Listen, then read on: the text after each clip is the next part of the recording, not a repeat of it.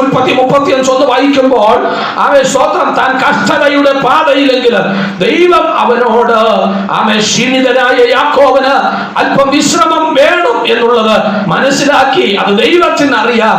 അതിന് പറ്റിയ സ്ഥലം ദൈവം നിയോഗിച്ചെങ്കിലും യാക്കോബ് തിരഞ്ഞെടുത്തത് ശേഖേമിലായിരുന്നു. ഒത്തിരി കഷ്ടപ്പെട്ട മനുഷ്യനായ യാക്കോബ്.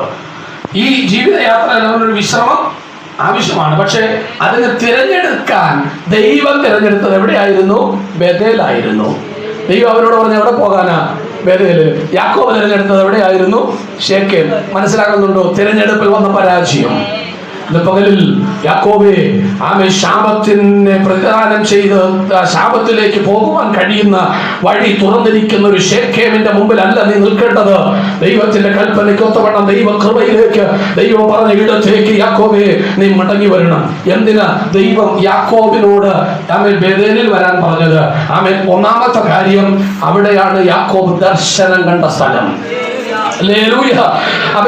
വേഗത്തിൽ പറഞ്ഞു നിർത്താം. അവിടെയാണ് ആദ്യമായി ദൈവ ശബ്ദം കേട്ട സ്ഥലം. മനസ്സിലാകുന്നുണ്ടോ? അവിടെ വെച്ചാണ് അവൻ ആദ്യമായി എന്ത് ചെയ്തത്? തീരുമാനങ്ങൾ എടുത്ത സ്ഥലം. പഴയ അനുഭവത്തിലേക്ക് അവനെ ദൈവം തിരിച്ചുവിട്ടു. എന്താ? അവന്റെ തീരുമാനത്തിലേക്ക് അവനെ തിരിച്ചുവിട്ടു. ദർശനത്തിലേക്ക് അവനെ തിരിച്ചുവിട്ടു. ദൈവ ശബ്ദത്തിലേക്ക് അവനെ തിരിച്ചുവിട്ടു. സ്വത്രം അവിടെ തിരിച്ചുവിട്ട യാക്കോബിനെ അവനോട് ദൈവം പറഞ്ഞു ബേഥേലിൽ പോവുക. അതേ ഇന്ന് പകൽക്കാലം നമ്മെ വെട്ടിയെടുത്ത പാറയിലേക്ക്, കുഴിച്ചെടുത്ത ഖനിയത്വത്തിലേക്ക് ഇന്ന് പകൽക്കാലം നമ്മൾ കടന്നു പോകേണ്ടത് ആവശ്യമായിരിക്കുന്നു. ബേഥേലിനെ കുറിച്ച് ദൈവം അവൻ സംസാരിച്ചപ്പോൾ തന്റെ പരാജയം മനസ്സിലാക്കിയെത്താൽ അവൻ പറയുന്നത് 35:2 മുതൽ വായിക്കുമ്പോ അവൻ പുറപ്പെടുകയാണ് ബേഥേലിലേക്ക് പോകുവാൻ. ബേഥേലിലേക്ക് പോകുമ്പോൾ അവൻ ചിലതിനെ, ആരാധനയ്ക്ക് തടസ്സമായ ചിലത്, പ്രാർത്ഥനയ്ക്ക് തടസ്സമായ ചിലത്, അവന്റെ യാത്രയ്ക്ക് തടസ്സമായ ചിലതിനെ അവൻ എന്ത് ചെയ്തു?